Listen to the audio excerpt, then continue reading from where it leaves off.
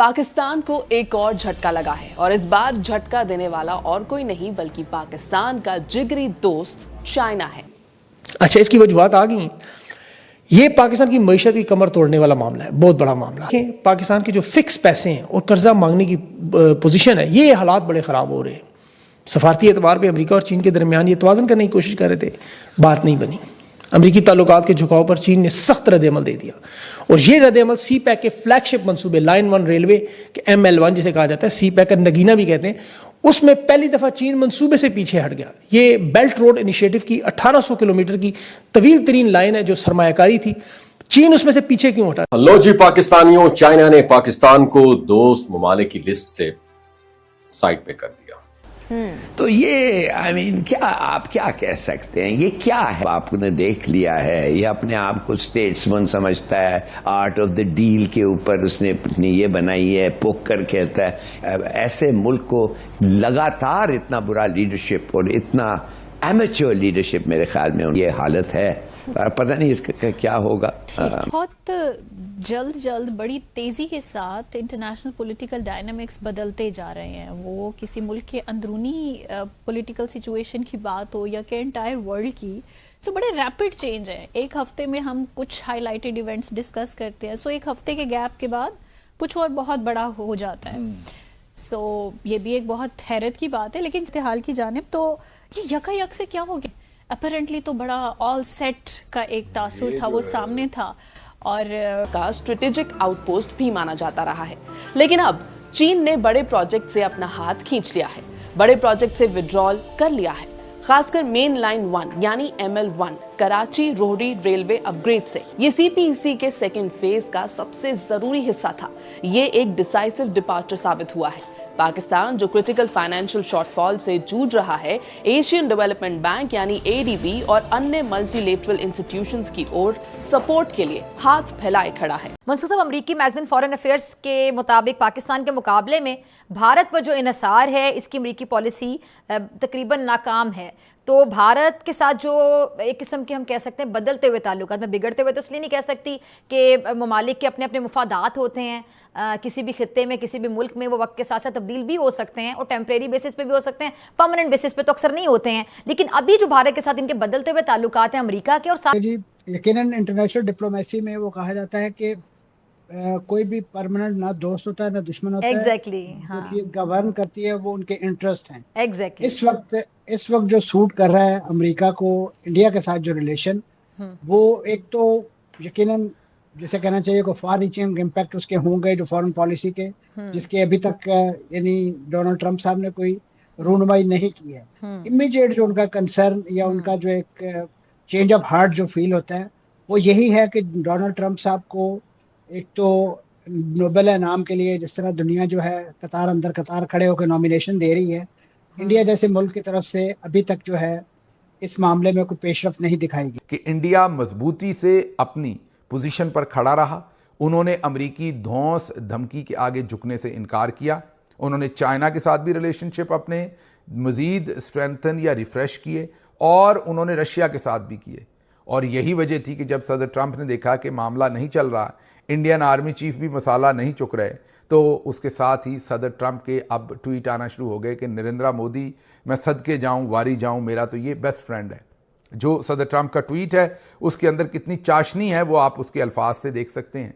और उसके मुकाबले में जो नरेंद्र मोदी का ट्वीट है वो बड़ा ही, आप ये कह लें कि बहुत फॉर्मल है, रूखा तो नहीं कह सकता मैं, फॉर्मल है, उसके अंदर कोई चाशनी नहीं है। उन्होंने बहुत बिटवीन द लाइन्स मैसेज भी दे दिया है, वो रिस्पेक्टफुल भी रहे हैं और उन्होंने रेसिप्रोकेट भी कर दिया है। जो वार्मथ उन्होंने शो की है, बहुत ज़्यादा वार्मथ तो नहीं की क्योंकि सदर ट्रंप ने तो उनको देरीना दोस्त तक कह डाला, उन्होंने वापस दोस्ती का कोई लफ्ज़ इस्तेमाल नहीं किया, बस शुक्रिया अदा किया और कहा कि हम आगे इकट्ठे काम करेंगे।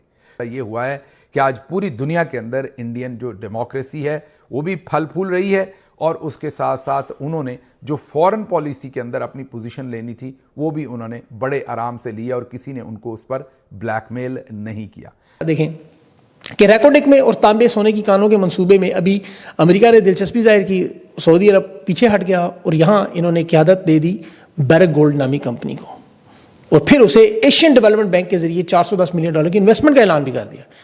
اب یاد رکھیں کہ یہاں کانوں سے نکالے جانے والی معدنیات کو بندرگاہوں تک پہنچانے کے لیے امریکہ چین کے بنائے ہوئے روڈ سڑکیں استعمال کر کے معدنیات نکالنا چاہتا ہے. چین کسی صورت میں تیار نہیں.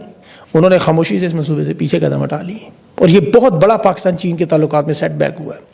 جواب میں پاکستان ایشین ڈیولپمنٹ بینک کے ذریعے جو مغرب کا ہے, اس میں امریکہ کے ووٹنگ پاور شیئرز ہیں 15% اور جاپان کے ہیں. یہ IMF کے بعد دوسرا مغربی اثر رسوخ کا سب سے بڑا ادارہ ہے. ان سے شراکت داری کر لی. مغرب کو پہلی دفعہ CPEC کے منصوبوں میں ڈال لیا $2 ارب کے قرضے میں, اور یہ چین کے منصوبے ہیں. اب اس بات کو ذرا سمجھے کہ چین کا $60 ارب لگا ہوا ہے. اس کے اندر 1800 کلومیٹر کی سب سے اہم سڑک بنانے کے لیے مغرب کے بینکوں کو لے آئے بیچ میں. یعنی مغرب جو چین کو دونوں کے درمیان سرد جنگ ہے, جو ہمیشہ سے دور رہنے کی کوشش کاؤنٹر کرنے کے لیے ایک دوسرے کر رہے ہیں ورلڈ آرڈر.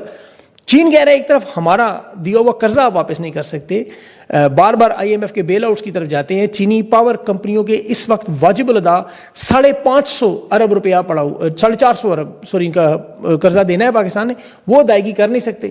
جو ہم نے آپ کے اسٹیٹ بینک میں رکھے ہوئے ہیں پیسے, وہ ہر سال آپ رول آؤٹ کرواتے ہیں, جنہیں ہم آج نکالیں تو آپ دیوالیہ ہو جائے, اور ہم آپ سے کہہ رہے ہیں کہ انحصار ہمارے اوپر چھوڑ کے آپ امریکہ کے کیمپ میں جا رہے ہیں. مطلب دیکھیں نا, یہ تو سادہ سی مثال وہی ہوگی کھانا آپ اس دسترخوان سے کھائیں اور انگلیاں چاٹنے آپ امریکہ چلے جائیں. مطلب یہ ریکورڈک جیسے بڑے منصوبے معدنیات کے آپ امریکہ کی کمپنیوں کے ساتھ کر رہے ہیں, جو ہماری بنائی ہوئی سڑکوں سے ہمارے روڈوں سے گزر کر اپنی معدنیات نکال کے امریکہ لے جائیں گے. مطلب ہم کو پاگل ہیں. نمسکار دوستو, جے ہند. دوستو, جس طرح سے چائنا نے پاکستان کو لات مارا ہے وہ ان کو یاد رکھنا چاہیے. لیکن دوستو یہ تو لات کھاتے ہی رہتے ہیں اور بھیک مانگنے میں ان کی کوئی مقابلہ نہیں ہے. دوستو ایک طرف سے اگر نہ کیا جائے تو وہ دوسری طرف نکل پڑتے ہیں کٹورا لے کر بھیک مانگنے کے لیے. وہیں دوستو اس بار ہوا ہے, چائنا نے CPEC میں پیسہ لگانے سے انکار کیا, تو چائنا کے انکار کے بعد پاکستانیوں نے دوسری طرف رخ کر دیا. دوستو اب ان کا کہنا ہے کہ وہ ایشین بینک سے پیسے لیں گے اور اس CPEC میں لگائیں گے. جی ہاں دوستو, یہ وہ چائنا کا پروجیکٹ ہے جس پر چائنا کئی سالوں سے کام کر رہا ہے اور اس پر کتنے پیسے اور کتنے اپنے سینکوں کو تباہ کر چکا ہے. لیکن یہ روڈ تب بھی کمپلیٹ نہیں ہوا اور آنے والے سمے میں بھی نہیں ہوگا. تو دوستو اس پر پاکستانی اب رو رہے ہیں اور ان کا کہنا ہے کہ ہمیں یہ سزا ملی ہے امریکہ کی طرف جانے کو لے کر. دوستو ویڈیو پسند ہے تو ویڈیو کو لائک کریں, شیئر کریں اور چینل کو سبسکرائب کریں. چین دیکھیں یہاں سہولت کاری کے لیے نہیں بیٹھا ہوا امریکہ کے لیے, وہ تجارتی جنگ لگا کے بیٹھے ہوئے ہیں, اور یہ چین سے امید کر رہے ہیں کہ وہ امریکہ کی سہولت کاری کریں گے. وہ کاروباری ضرور ہیں, پاگل نہیں ہیں. اب اس میں دیکھیں پاکستان کے اندر لگائے ہوئے منصوبوں پر دوسرا اہم معاملہ جو چینی شہریوں کی جانیں قربان, یہ بڑا اہم معاملہ ہے. چینی انجینئرز اور شہریوں کی پاکستان کے اندر شدت پسندوں کے ہتھوں جو نشانہ بنتے ہیں, جو اربوں ڈالرز کے منصوبوں پر کام کر. یہ عرب نیوز نے رپورٹ دی کہ شہباز شریف کو شنگھائی تعاون تنظیم کے اجلاس میں باقاعدہ مطالبہ کیا گیا کہ چین کے شہریوں کی سیکیورٹی بہتر بنانے کے لیے پاکستان میں چین کی فوج کو آنے دیں, مل کر فوج کے ساتھ سیکیورٹی بنائیں پاکستان چین کی, اور یہاں ان کی سیکیورٹی کے لیے معاملہ کریں. یہ صدر شی جن پنگ نے باقاعدہ طور پر مطالبہ کیا, اور آپ حیران ہوں گے پاکستان نے مسترد کر دیا. امریکہ کا اتنا دباؤ تھا کہ چین کی فوج پاکستان نہیں آنی چاہیے, اور یہاں پاکستان نے جواب ان کو دیا. انٹیلیجنس شیئرنگ کریں گے, اطلاعات کا پورا انٹرویو ہے, آئیڈیاز کا تبادلہ کریں گے, شیئرنگ کریں گے انفارمیشن, لیکن زمینی سیکیورٹی صرف پاکستان